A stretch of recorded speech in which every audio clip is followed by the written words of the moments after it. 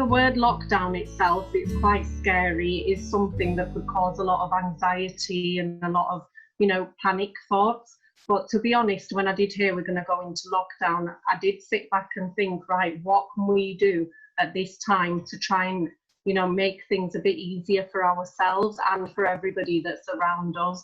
So obviously at that time we were not allowed to see family, but my thoughts turned straight away to my neighbours.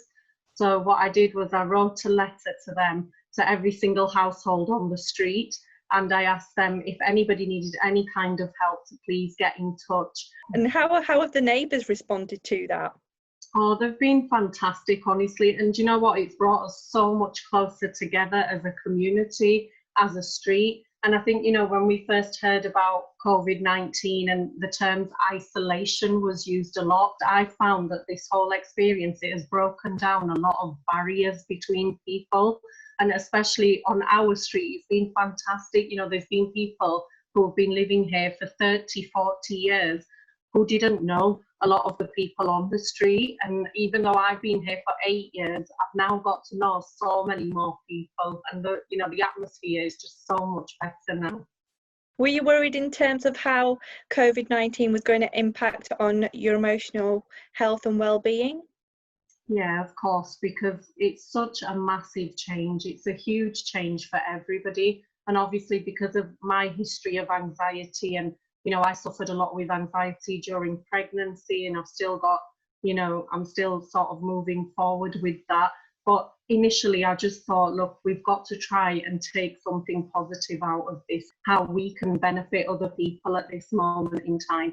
And I think that mentality is something that has really, really helped me get through this. And just also getting my family involved, my children involved, they're heavily involved with everything that we're doing with the neighbours and the wider work as well that's been happening in the community.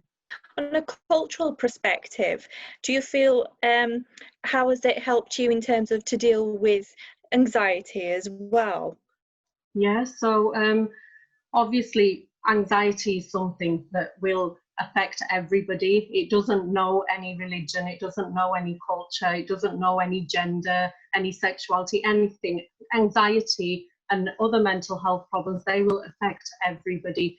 And for me, when I was first diagnosed with anxiety, I was very lucky because I had a very supportive family. My parents understood, my husband was very supportive as well.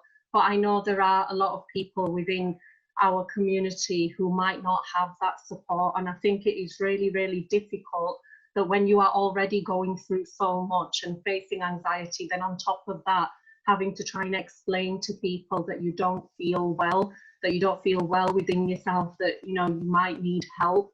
And I think it is so important that we embrace these issues, and we really, really need to open up and have these conversations. Have you still felt connected to the Muslim community as well? Because I know you're very proud to be a Muslim. Obviously, when lockdown happened, one of the first announcements was that places of worship will be closed. And then during COVID-19, we've had Ramadan, which was a whole month, which would have been such a spiritual time for us, connecting with family, connecting with the community, going to the mosque. So obviously this year we weren't able to do that. But I tried to look at it positively, and I thought, okay, that's something we can't do. What can we do? So from my personal experience, we all got together as a street, all the Muslims on the street who were fasting, we all got together and we surprised our non-Muslim neighbours, and we made them all hampers.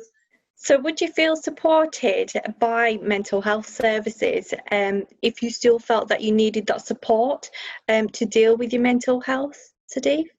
Definitely, I would definitely feel supported.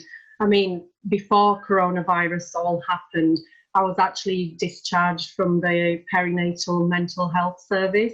And obviously it was a mutual decision. I felt like, I'd come a long way. I was ready to sort of go off on my own, but I was never alone, because they made clear to me that if ever I felt that I was, in need of any kind of support, I felt my anxiety coming back, I was feeling like I needed that help again, they were literally a phone call away. And I think that reassurance has been so beneficial as well in getting me through these past few months during COVID-19 as well, to know that if ever, things were starting to feel like I was feeling unwell again, I have got that support network in place.